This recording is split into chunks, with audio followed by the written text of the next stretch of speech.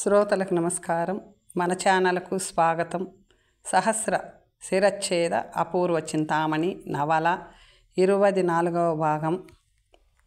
రచన శ్రీ ఇచ్చాపురపు రామచంద్రం గారు. ఎవరో రాజకుమారుడు రేపు ఉదయం 10 గంటలకు వచ్చి ప్రశ్నలకు జవాబులు చెబుతాడంట దేవి అంది శోభ. ఇలాంటి వారు ఇంతకుముందు 1000 మంది అయ్యారు. ఎన్నడూ లేని సంతోషం ఇవాళెందుకు? ఈతను అందరిలా లేడు దేవి. రేపు 10 గంటలకు అన్నీ తేలిపోతాయి. కానీ నీకు పుణ్యం ఉంటుంది. నన్నిక గురువుగారి దగ్గరకు పంపించకు, నీతోనే ఉండనియ్యి. అలాగే కానీ ఇంతకుముందే అంతలా ఏడ్చిందానివి ఇంతలోనే ఆ విషయం అడక్కు. అవసరం వచ్చినప్పుడు నేనే చెబుతాను అన్నది శోభ. చింతామణి మరో రాజకుమారుడి శిరస్సు తన కత్తికి బలవుతుందా అని విచారిస్తుంటే శోభ ఏం చేస్తుంది అని అడిగారు గురువు. ఆమెకు స్వస్థతగా లేదు. తమకు అవసరం కలిగితే నన్ను పిలవండి అందామె. నా గురించి ఏమైనా చెప్పిందా అన్నాడు గురువు. లేదే, ఎందుకలా అడుగుతున్నారు అన్నది. ఏమీ లేదులే, నగరంలోని యుద్ధ సమాచారం తమకు తెలిసిందా స్వామి అన్నది. లేదే, ఎప్పుడు అన్నాడు. ఇంతకుముందే మహారాజులు చెప్పినట్లే అనేక మంది రాజులు ఏకమై వచ్చి నగరాన్ని ముట్టడించి యుద్ధం ప్రారంభించారు అంటూ తాను చూసింది చెప్పింది. యుద్ధం ఆగిపోయింది కదా అన్నాడు. భగవంతుడి దయవల్ల అన్నది. నేనప్పుడు జపంలో ఉండి ఉంటాను. సరే, తానంతట యుద్ధం ఆగిపోయి నగరం ప్రశాంతమయ్యింది కదా, నువ్వు వెళ్ళు, నేను జపం చేసుకోవాలి అన్నాడు. చింతామణి నుంచి గురువు విషయం ఏమైనా వినవలసి ఉంటుందేమో అని భయపడిన శోభ అలాంటిదేమీ లేకపోవడంతో శాంతపడింది.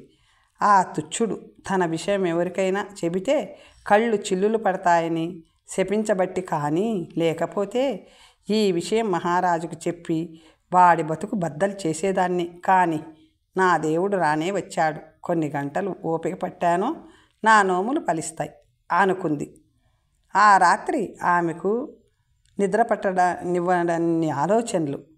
తెల్లవారేసరికి రాజమందిరం నుంచి కొందరు సేవకులు వచ్చి చింతామణి మందిరాన్ని శుభ్రపరిచి అలంకరించి వేల కొద్దీ ఆసనాలు హాలులో వేశారు. ఈ ప్రత్యేక ఏర్పాట్లు ఎందుకో తెలియకపోయినా అభ్యంతరం పెట్టవలసిన అంశము కనిపించలేదు చింతామణికి. శోభ చింతామణిని అద్భుతంగా అలంకరించి తాను అలంకరించుకుంది. ఇద్దరు పూజామందిరానికి పోయి దేవికి నమస్కరించారు. జగన్మాత, నేను పూనిన ఈ ఉపవాస దీక్ష 21 రోజులు గడిచి నిన్నటితో వ్రత సమాప్తి అయ్యింది.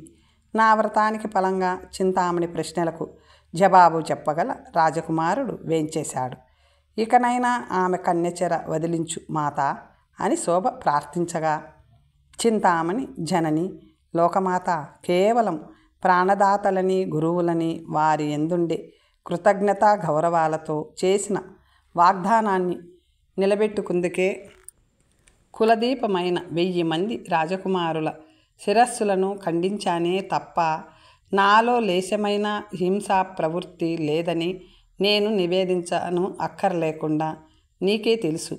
ఆ పాపం నన్నంటనివ్వకు. ఇకనైనా ఈ నా హింసాకాండకు స్వస్తి పలికి నేను పూనిన ఘోర వ్రతానికి ఉద్యాపన చెయ్యి అని ప్రార్థిస్తుంటే మందిర ద్వారంలో గంట మోగించబడింది.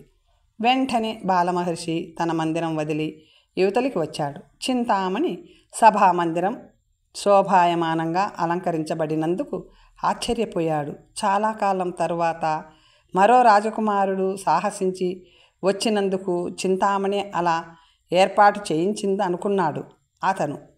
చింతామణి శోభ ఉన్న పూజామందిరం దగ్గరికి వచ్చాడు. అతన్ని చూడగానే శోభ చింతామణి వెనక్కి తప్పుకుంది. గంట మోగింది, నీ స్థానంలోకి వెళ్ళి ఉండు. ఎప్పటిలాగే ధైర్యం వీడకుండా ప్రతిజ్ఞ నిర్విఘ్నంగా కొనసాగించు అని హెచ్చరించాడు. చిత్తం గురుదేవా అంటూ ఆమె తన స్థానానికి వెళ్ళింది. ద్వారం తెరవవలసి వచ్చిందిగా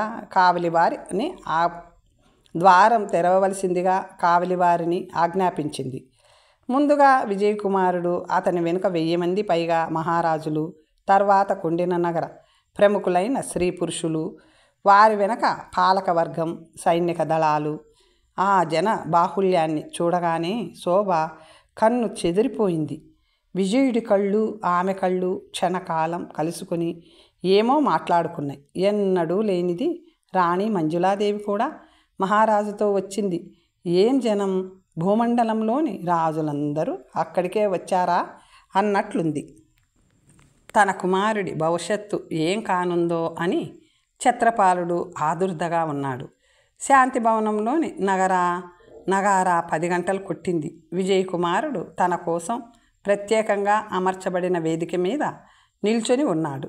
తెర వెనుక చింతామణి కూడా లేచి నిల్చుంది. రాజకుమార, సంసిద్ధుడవై ఉన్నావా? గట్టిగా అడిగింది.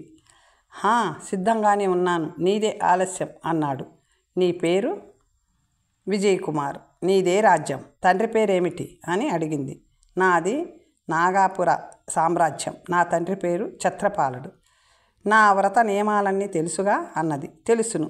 నేను అడిగిన ప్రశ్నలకు జవాబులు చెప్పలేకపోతే నేను నీ శిరస్సు ఖండించవలసి ఉంది. మరోసారి బాగా ఆలోచించుకొని నిర్ణయించుకో అన్నది.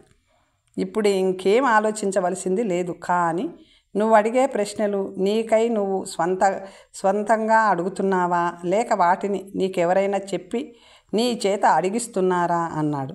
అడిగిస్తున్నారు అన్నది. ఎవరు?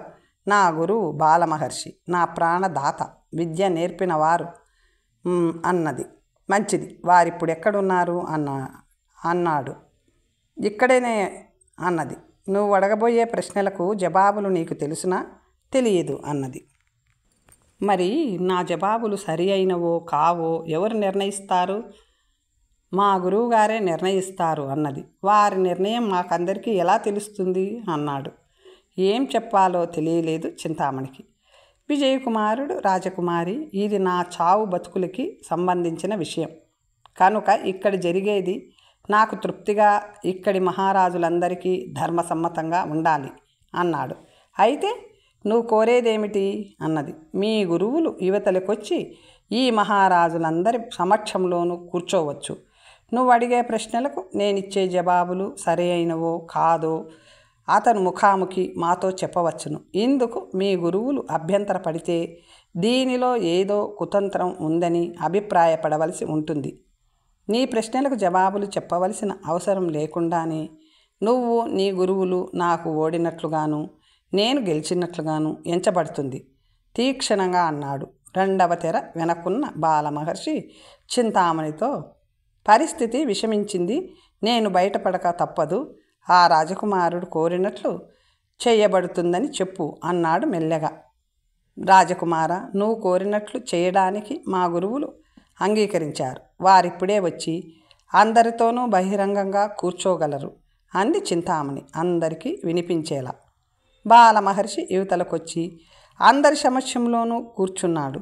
అప్పటికే చాటుకు పంపివేయబడిన నర్షి, మహా మొదలైన నగరాల రాజులు బాలమహర్షిని చూడగానే ఆవేశం ఆపుకోలేకపోయినా విజయకుమారుడి కార్యక్రమానికి భంగం కలగకూడదని తమ ఉద్రేకాలని నిగ్రహించుకున్నారు. రాజకుమార, నా మొదటి ప్రశ్న అడుగుతున్నాను, సావధానంగా విని సరైన సమాధానం చెప్పు అన్నది. మొదటి ప్రశ్న. ప్రతిజ్ఞ నెరవేరితే కానీ పెళ్లి చేసుకోనని భీష్మించుకున్న ఆ రాజకుమారుడెవరు? అతని ప్రతిజ్ఞ ఏమిటి? అతను ఇంకా జీవించి ఉన్నాడా? అడిగింది చింతామణి. సుందరి, విను. ఆ ప్రతిజ్ఞ పూనినవాడు నర్షీ నగరాధిపతి విక్రమదేవుడు. ఆ రాజ్యంలో అతనిని మోసం చేసి ప్రాణాలు దక్కించుకొని పరారైపోయిన ఒక దొంగ బైరాగి శిరస్సు ఖండిస్తే కానీ తాను వివాహం ఆడకూడదని అతని ప్రతిజ్ఞ. ఆ మహారాజు ఇంకా బతికే ఉన్నాడు. తన ప్రతిజ్ఞ నెరవేర్చుకు తీరుతాడు అన్నాడు. ఆ జవాబు వినడంతోటే బాలమహర్షి ముఖం వెలవెలబోయింది. రెండవ ప్రశ్న. విజయకుమార, పురుషుడై ఉండి స్త్రీ రూపంతో మహర్షిని మోసం చేసి అతని దగ్గరుండే మంత్రశూలాన్ని అపహరించి అతనిని కొట్టి తరిమివేసిన ఆ యువకుడెవడు? అతను ఇంకా బతికున్నాడా, చనిపోయాడా? చింతామణి రెండవ ప్రశ్న అడిగినది. రాజకుమారి పురుషుడై ఉండి స్త్రీరూపంతో మహర్షి మంత్రశూలాన్ని అపహరించి అతన్ని కొట్టి తరిమేసిన ఆ ధీరుడు మహానగరాధీశ్వరుడు అయిన చంద్రసేన మహారాజు.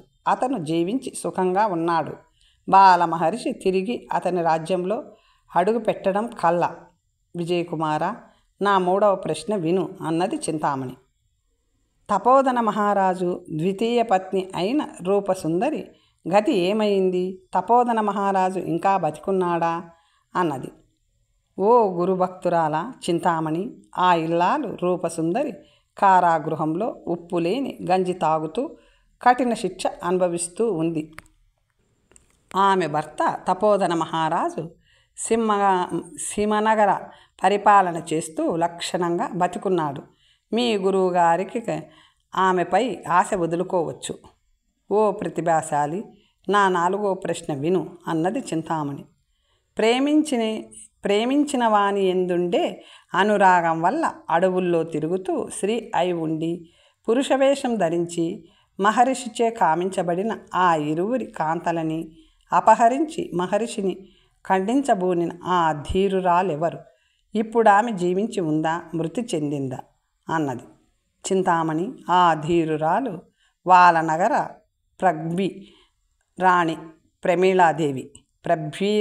ప్రమీళాదేవి తన ప్రాణసకులైన వకుళ సరళలను మహర్షి అపహరించినందువల్ల రాణి పురుషవేషంలో ఉండి తన కాంతలను రక్షించుకొని వంచితుడైన మహర్షి శిరస్సు ఖండించబోనింది. ఇప్పుడు ఆ వీరవనిత బతికే ఉంది.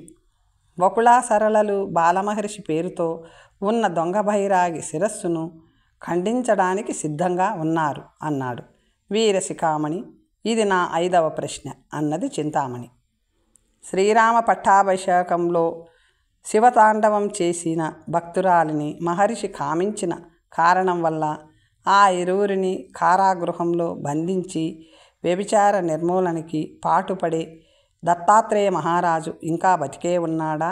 ఆ భక్తురాలు ఎలా ఉన్నది అన్నది. భామామణి, మోసగాడైన మహర్షి కారాగృహం నుంచి తప్పించుకు పారిపోయి కుండిన నగరంలో చింతామణి దగ్గర చేరినా అతని వల్ల గర్భం ధరించిన ఆ భక్తురాలు త్రిపురాంబ ఒక స్త్రీ శిశువుని ప్రసవించి ఆ శిశువుని సైతం పోగొట్టుకొని యాభానగర కారాగృహంలో జీవితకాల శిక్ష అనుభవిస్తూనే ఉంది. ఆ విధంగా వ్యభిచార నిర్మూలనకి పాటుపడ్డ దత్తాత్రేయ మహారాజు కాలధర్మం పొందిన అతని కొడుకు అశ్వనీ కుమారు ఆ దొంగ బైరాగి శిరస్సును నరకడానికి కత్తి ఎత్తి సిద్ధంగా ఉన్నాడు అన్నాడు. కనుక బాలమహర్షి గారు, మీరడిగించిన ప్రశ్నలకు నా జవాబులు సరైనవో కాదో సెలవియ్యండి అన్నాడు చేరువలోనున్న మహర్షిని చూస్తూ. అన్నీ సరిగ్గా చెప్పావు అన్నాడు మహర్షి వణికిపోతూ. అలా అంటూనే అక్కడి నుంచి పారిపోవాలని ప్రయత్నిస్తుండగా నరసింహనగరం మొదలైన 5 నగరాల ప్రభువులు ముందుకు ఉరికి తమ కత్తులని వాడి పంచప్రాణాలకు గురిపెట్టి నిలుచుండగా, ఓరి వంచకుడా, ఇంకా తప్పించుకోవాలని నీ దుండగాలకిది ఆఖరి దినం. నా కరవాలం నీ కంట రక్తానికై ఎదురు చూస్తుంది అని గర్జించాడు మహానగర ప్రభు చంద్రసేనుడు. చంద్రసేన, కొంచెం ఆగు. ఈ దుర్మార్గుడు నా కరవాలానికి అర్హుడైనవాడు. నా ప్రతిజ్ఞ నెరవేర్చుకుందుకు వీడి శిరస్సు నరకాలి అని నరసింహనగరాధిపతి విక్రమదేవుడు ప్రార్థించాడు. అంతలో తెరలు తొలగించుకుని వచ్చిన శోభ, చింతామణి 5 కత్తుల మధ్య జీవోత్సవంలా నిల్చున్న తమ గురువుని చూసి ఆశ్చర్యపోతున్నారు. శోభ విజయకుమారుడి ప్రతాపాన్ని మనసులో ఎంతో అభినందించుకుంటుంది. ఏ రాజకుమారుడు చెప్పలేని ప్రశ్నలకు బదులు చెప్పడమే కాక బాలమహర్షి బతుకుని భండారాన్ని బయటపెట్టిన విజయకుమారుణ్ణి ప్రశంసిస్తున్నారు. అప్పుడు విజయకుమారుడు అందరూ వినేటట్లు, రాజమార్తాండులారా, సర్వజనులారా, ఈ దొంగ బైరాగి జీవిత రహస్యాలు వాడడిగించే ప్రశ్నలలోనే ఉన్నాయి కనుక నేను వివరించనక్కర్లేదు. వీడొకప్పుడు ఏవో కొన్ని క్షుద్ర మంత్రశక్తులని సంపాదించి వాటిని తన కామతృష్ణని తీర్చుకోవడానికి ఉపయోగిస్తూ నానా దేశాలు సంచారం చేశాడు. అక్కడున్న సౌందర్యవతులను మోసగించి భంగపరచడం వీడి పని. మహానగరంలో చంద్రసేన మహారాజు వల్ల తన శూలం పోగొట్టుకున్నాడు. అప్పటి నుంచి వీడి సర్వశక్తులు సన్నగిల్లాయి. అయినా వీడి కామతృష్ణ తగ్గలేదు. అందువల్ల మాయోపాయాలు యుక్తులు పన్ని తన పనులు నెరవేర్చుకున్నాడు. నర్షి, మహాసిమ, వాల, యభా నగరాలలో వరుసగా విక్రమదేవుడు, చంద్రసేన, తపోధన, ప్రమీల, దత్తాత్రేయుల పాలనలోని ఉత్తమ స్త్రీలను భంగపరచబోయి ఆయా ప్రభువులచే తానే భంగపడ్డాడు. ఇప్పుడు ఆ 5గురు ఇక్కడ తమ 5 కత్తులని ఆ వంచకుడి కంఠానికి గురిపెట్టి నిల్చున్నారు. ఇక్కడికొచ్చి రాజకుమార్తె కాకతాళీయంగా రక్షించబడితే అది తన ప్రభావమే అని కీర్తికామ మహారాజును నమ్మించి చింతామణి భక్తి విశ్వాసాలు సంపాదించాడు. ఆమె ద్వారా ఈ ప్రశ్నలు అడిగించి తాను మునుపు సంచరించిన నగరాల వృత్తాంతాలు కోరాడు. ఒకవేళ ఆయా ప్రభువులు మరణించి ఉంటే తిరిగి తానక్కడికి పోయి తన దుండగాలు సాగించవచ్చునని వీడి అభిప్రాయం. ఇందరికీ పని కల్పించిన వీడు సామాన్యుడు కాడు. వీడి ప్రోత్సాహం వల్ల చింతామణి చేత వధించబడిన 1000 మంది రాజకుమారులలో నా ఆత్మీయుడు బిల్వనగర యువరాజు అయిన ఆనందకుమారుడు కూడా ఉండడం వల్లనే నేను ఈ హింసాకాండను అరికట్టడానికి కొండను తవ్వి ఎలుకను పట్టుకోవలసి వచ్చింది అని విజయుడు బాలమహర్షి వైపు చూసి, ఏమండి గురువుగారు, నేను చెప్పిన మీ చరిత్రలో ఏమైనా పొరపాట్లుంటే సవరించండి అన్నాడు. అతను తలెత్తకుండా, రాజకుమారా, నేటితో నా ఆయువు తీరిపోయింది. నా చావు గురించి నాకు విచారం లేదు. దుర్భేద్యములైన నా జీవిత రహస్యాలను అన్వేషించి నా ప్రశ్నలకు నువ్వు కనుక బదులు చెప్పగలిగావు. ఇది పరుల అలివి కాని పని. నీలాంటి ప్రతిభాశాలి భూమండలంలో మరొకడుండడు. నువ్వు చెప్పిందంతా సరైనదే అన్నాడు. అయితే ఇప్పుడు వీడిని వధించే అవకాశం ఎవరికివ్వాలి? ఈ 5గురు రాజులు నాతో బహుదూర దేశాల నుంచి అనేక కష్టాల కోర్చి ఈ పాపి తల నరకడానికని వచ్చారే అన్నాడు విజయుడు. వకుళ, సరళలు ముందుకొచ్చి, విజయకుమార, స్త్రీలను అవమానించిన ఈ కపట బైరాగి స్త్రీల చేతులలోనే చావడం యుక్తం అన్నారు. వీడి కంఠరక్తం కోసం నా కరవాలం చిరకాలం నుంచి వేచి ఉంది. ఈ తుచ్చుణ్ణి నేను చంపి నా ప్రతిజ్ఞ నెరవేర్చుకుంటాను అన్నాడు విక్రమదేవుడు. వీడు అందరికీ చేసిన వంచన కంటే నాకు చేసిన వంచన ఎక్కువ. తపో సంపన్నుడిలా మహిమాన్వతుడిలా నన్ను నమ్మించి నా చేత ఈ ఘోర హింస వ్రతం పూనించి 1000 మంది రాజకుమారులను నా చేతులతో వధింపచేశాడు కనుక వీడిని నా కత్తితో నరకడమే న్యాయం అని చింతామణి ముందుకొచ్చింది. రాజకుమారి, ఈ తుచ్చుడి చేత అంత తేలికగా వంచబడడానికి నీ విద్యా వివేకాలు ఏమయ్యాయి? పృథ్వీలో నిన్ను మించిన వారు లేరనిపించుకోవాలన్న దురాశతో కదా ఇటువంటి ఘోర హింసావ్రతం చేపట్టావు. జరిగిన దానిలో నీ బాధ్యత కూడా ఉంది అన్నాడు విజయకుమారుడు. ప్రాణదాత గురువుగారు నాకు అహితమెందుకు అనుకున్నాను అమాయకంగా. అంతేకాని ఇలా జరుగుతుందని నాకు తెలియదు. గురువులని గుడ్డిగా నమ్మి వారి పట్ల విశ్వాసం ప్రకటించడమే నేను చేసిన తప్పు అని మనసులో అనుకుంటూ పక్కకి తప్పుకుంది చింతామణి. మిత్రులారా, నా నగరం చేరి నా కుమార్తె చేత ఇలాంటి అపూర్వ శపథం చేయించి నన్ను నా పరివారాన్ని మోసం చేసినందుకు వీడి తల బద్దలు చేసే అవకాశం నాకివ్వరాదా అని కోరాడు కీర్తికాముడు. మహాజనులారా, ఈ కపట బైరాగిని వధించే అవకాశం ఎవరికి ఇవ్వాలో నేను నిర్ణయించలేకపోతున్నాను కనుక ఎవరికి ఎలా తోస్తే అలా చేయండి అనేశాడు విజయుడు. అతను అలా అనడమే తడవు విక్రమదేవు కసితీరా అతని కంఠంలో తన కత్తి గుచ్చాడు. మిగిలిన 4 కూడా వకుళ, సరళలతో పాటు వాడి ప్రాణాల్ని తమ కత్తులకి పంచి ఇచ్చి కక్ష తీర్చుకున్నారు. ఆ నీచుడి కళేబరం ముక్కలు ముక్కలుగా రక్తంలో తేలసాగింది. ప్రభువులారా, ఈ పాపికి ఈ నగర శ్మశాన భూమిలోనే సమాధి నిర్మించి దానిపైన వీడి జీవిత చరిత్రని సంగ్రహంగా శాసన రూపంలో రాయించి ముందు తరాల వారు గుణపాఠం నేర్చుకునేలా చేయండి. ఒక జీవి ఎంత నీచుడైనా ఉత్తరలోకాలలో శాంతి కావాలి కనుక అందుకు అవసరమైన కర్మలు చేయించి 1,00,000 మంది ప్రజలకు అన్నదానం చేయించి లోక కంటకుడు హతమైనందుకు సంతోషించండి అని విజయుడు అనడమే ఆలస్యంగా వాటి అమలుకు పెద్దలు పూనుకున్నారు. వధించబడిన 1000 శిరస్సులు మందిరానికి వేలాడుతుంటే తమ కుమారులు సజీవులే అని విజయకుమారుడు ఎలా అంటున్నాడో ఆ తండ్రులకు అర్థం కాలేదు. ఎవరికి తోచినట్లు వారు వ్యాఖ్యానించసాగారు. విజయకుమారుడు మొండ్యాలు పారవేయబడిన గోతి దగ్గరకు వెళ్ళి వాటినన్నిటినీ లెక్క పెట్టాడు. శిరస్సుల సంఖ్యకి దానికి సరిపోయినందుకు తృప్తిపడి వచ్చి, ప్రభువులారా, చింతామణి చేత వధించబడిన మొండ్యాలన్నీ ఈ మందిరం వెనుక గల గోతిలో వేయబడి ఉన్నాయి. మీరు ఆ గోతి దగ్గర వేచి ఉండండి అన్నాడు.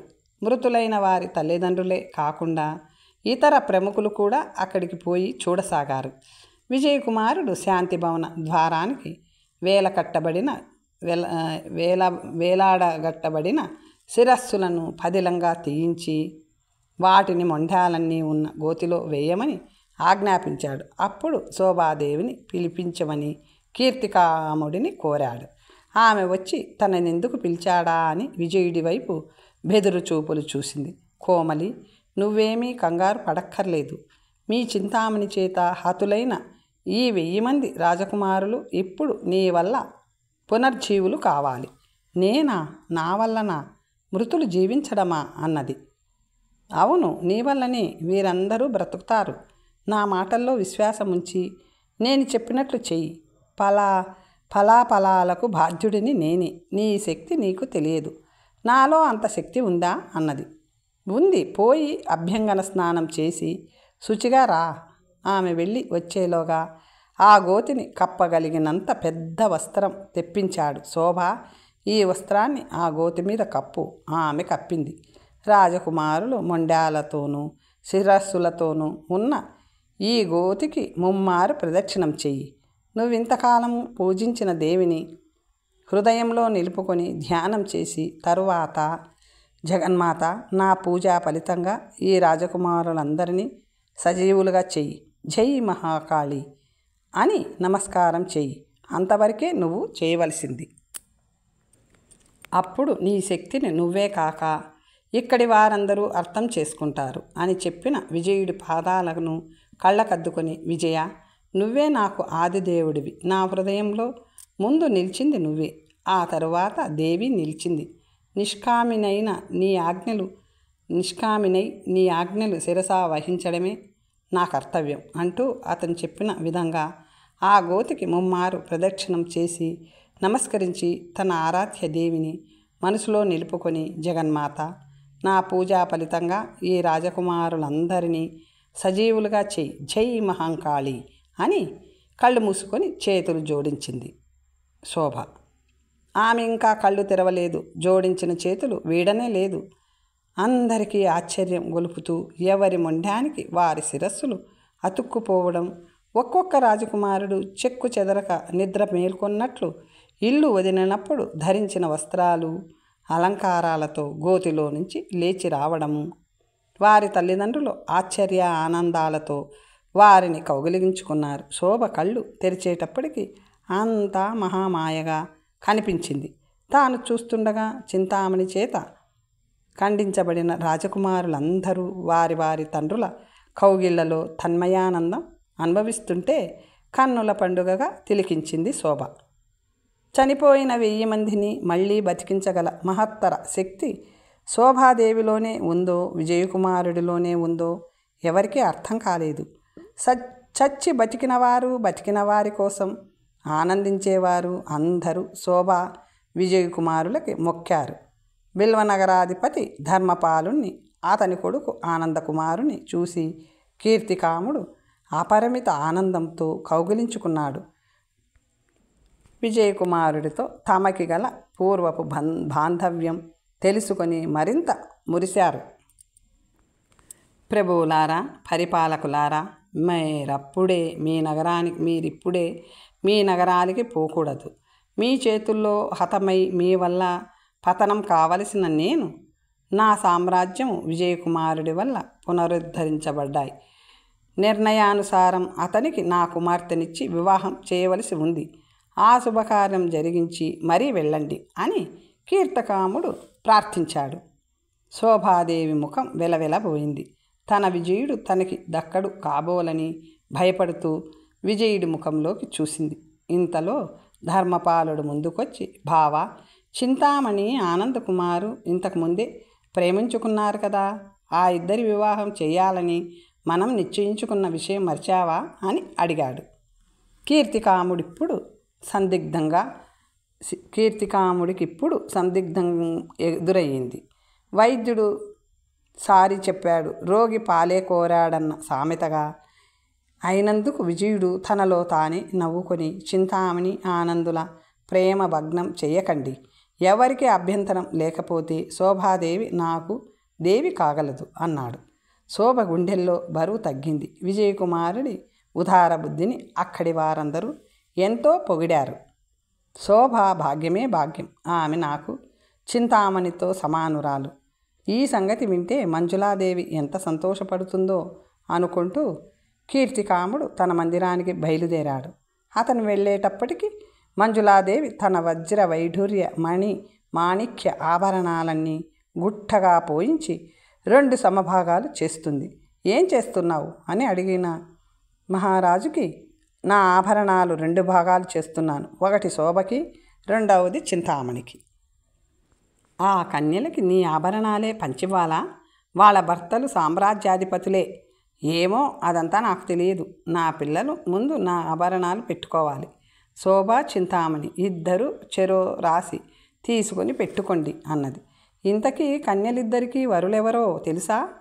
అది వాళ్ళిష్టం, మనదేముంది? ఆనంద్ బతికి ఉంటే చింతామణికి చేసుకోవాలనుకున్నాను.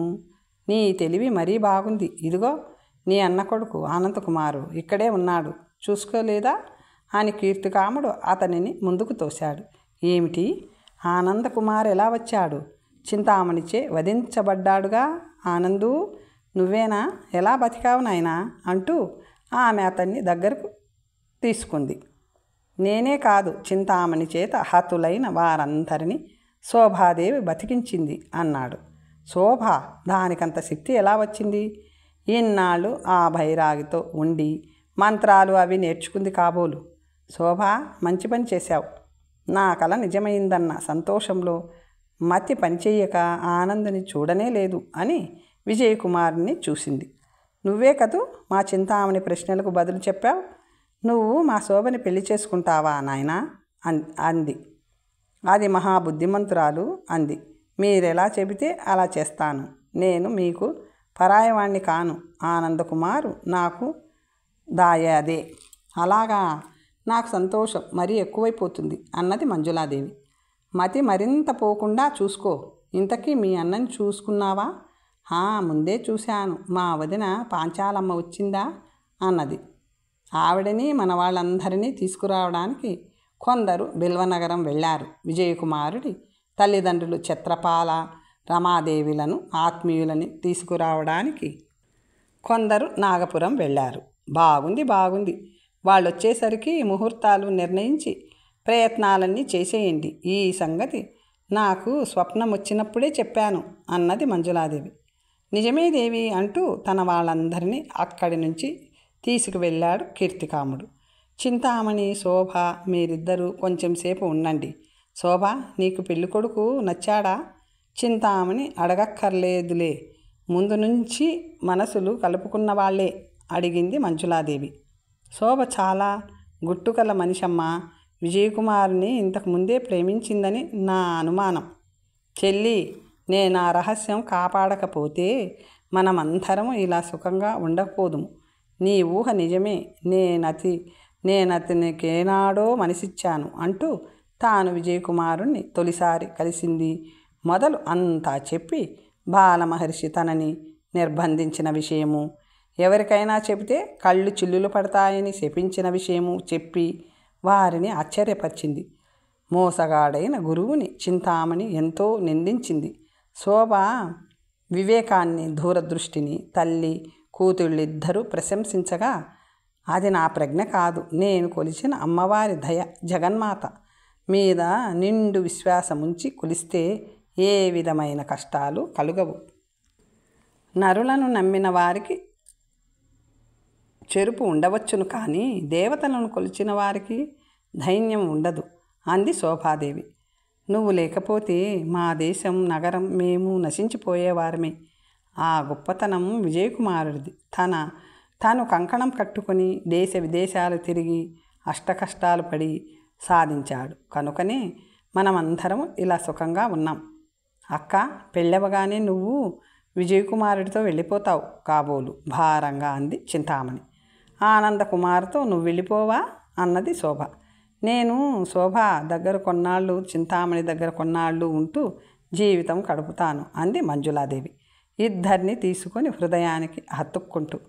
దేవేంద్ర వైభవం ఎందుకు చాలదన్నట్లు ఎంతో వైభవంగా జరిగాయి 2 వివాహాలు. లక్షలాది హాజరైన వివాహ వేదిక అది. కీర్తికామ దంపతులు కన్యలిద్దరకు అత్యంత వైభవంగా వివాహం జరిపించారు. కయ్యానికొచ్చిన 1000 మంది రాజులతోనూ నెయ్యంతో విందులు కుడిచారు. పైనుండి వచ్చిన వారు ఎవ్వరి రాజధానికి వారు వెళ్ళిపోగా, ముఖ్య బంధు పరివారాన్ని మాత్రం అప్పుడే పోనివ్వక కొంతకాలం తన నగరంలో ఉండమన్నాడు మహారాజు. శాంతి భవనం వెనుక అదే సరస్సు. మనం మొదటిసారి ఇక్కడే కలుసుకున్నాం, జ్ఞాపకముందా? తన ఒడిలో తలపెట్టుకొని పడుకున్న విజయుడిని అడిగింది శోభ. వెన్నెల ఆహ్లాదంగా కాస్తుంది. అవును అన్నాడతను.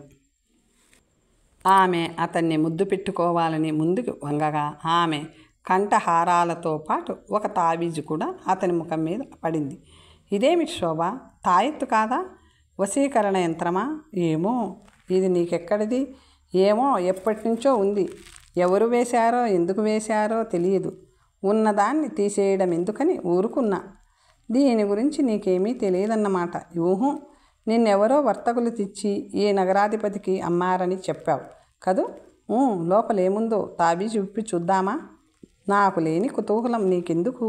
అయినా నీకు అభ్యంతరమే ఏమిటి? అలాగే చూడు అంటూ ఆ తాయెత్తుని బొందుతో సహా తీసి అతనికిచ్చింది.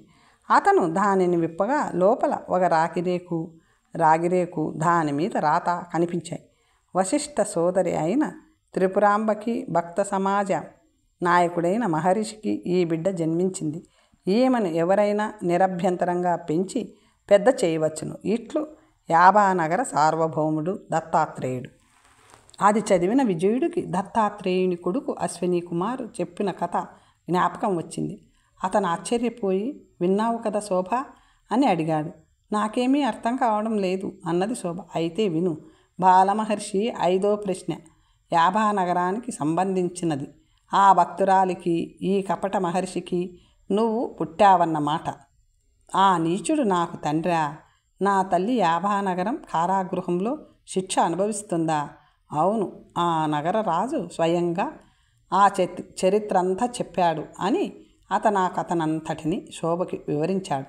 ఆమె ఒక నిట్టూర్పు వదిలి, నా తల్లిదండ్రులు ఎంత నీచులు, నా జన్మ ఎంత పాపిష్టిది అంది విచారంగా. అందుకు విచారించక్కర్లేదు. హిరణ్యకశిపుడికి ప్రహ్లాదుడు పుట్టలేదు. నువ్వు విశాల హృదయుడివి కనుక అలా అంటున్నావు. నా తండ్రి నన్ను బలవంతం చేశాడు. అదొకటా?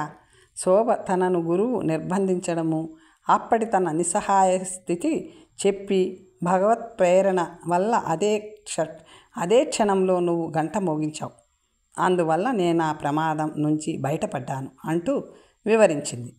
అప్పటికి కానీ వాడి పాపాలు పండలేదు. ఆ ఆఖరి తప్పుతో వాడి ఆయు ప్రమాణం తీరిపోయిందన్నమాట. సరే శోభ, ఆ విషయమంతా మర్చిపో. ఆ దుర్మార్గుడి తలుపు మనసులోకి రానివ్వకు. ఇక మందిరానికి పోదామా? వద్దు విజయ, ఇక్కడెంతో ప్రశాంతంగా ఉంది, కొంతసేపు ఉందాము అన్నది శోభ. మా నాయనగారు ఛత్రపాలుడు మన నాగపురం ప్రయాణం గురించి హెచ్చరిక చేస్తున్నారు. ఎప్పుడు పోదాం? మనము అప్పుడే వెళ్ళడానికి కీర్తికామ మహారాజులు అంగీకరించడం లేదు. ఆ దంపతులిద్దరూ ఇంతకాలము నన్నెంతో దయగా స్వంత బిడ్డలా చూశారు. వారి రుణం నేను తీర్చుకోలేను. చింతామణి నేను ఒకసారే వెళ్ళిపోతే వారెంతో బెబ్బేలు పడతారు. వారి కోరిక ప్రకారం కొంతకాలం ఇక్కడే ఉందాం అన్నది శోభ. అలాగే, అంతగా నాయనగారు తొందర చేస్తే వారితో నేను వెళ్తాను, నువ్విక్కడ కొంతకాలం ఉండి వద్దువు గాని అన్నాడు విజయుడు. నువ్వు లేకుండానా ఎంతకాలానికి కలుసుకున్నాం? నువ్వు భర్తవి కావాలని ఎన్ని పూజలు ఉపవాసాలు చేశాను. ఆ దేవి కరుణించి నిన్ను ప్రసాదించింది. ఇంతలోనే వియోగం నేను భరించలేను విజయ అందామె కళ్ళు చెమ్మగిల్లగా.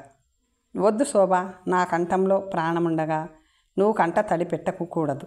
ఇంతగా అవసరమైతే రాజదంపతులనే మనతో నాగపురం తీసుకెళ్దాం అని ఆమె దిగులును పోగొట్టాడు విజయుడు.